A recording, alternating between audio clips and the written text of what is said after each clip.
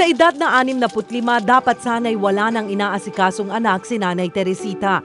Pero ano nga ba ang magagawa ng isang ina kung ang kanyang kalinga ang tila buhay na karugtong na ni Jenny Rose? Magtatatlong taon siya, doon siya na umpisa ng naglakat siya. Tapos, ay hindi ko na siya nadala ng ospital, di nasa bahay na lang siya. Doon ko nakita na hindi nga siya lumalaki. 26 na taong gulang na si Jenny Rose, bunso sa 10 magkakapatid. Pero sa taglay niyang kondisyon, tila tuluyan ng tumigil ang panahon. Animoy, napako ang kanyang itsura sa 3 taong gulang na bata. Una po, hindi nila ko sa doktor. Ganun na nga po ang nasabi. May thyroid. May thyroid siya. Bagamat hindi makapagsalita si Jenny Rose, may sarili siyang lingwahe na nagpapadama ng pagmamahal. Pero habang tumatakbo ang panahon, di maiwasang makadama ng takot si Nanay Teresita. Kung maaari, mauna na lang siya, wag na muna ako. Dahil pag siya na walang magkakasikaso sa kanya.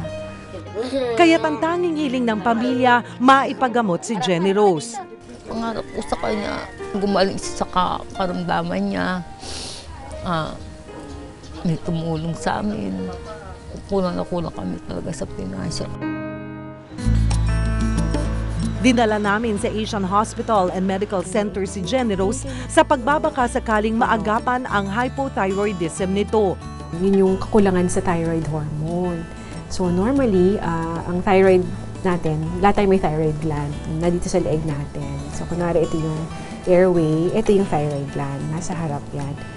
Yung kaso ni Jenny Rose, malamang isa sa mga posibilidad hindi nag-develop ng thyroid gland niya.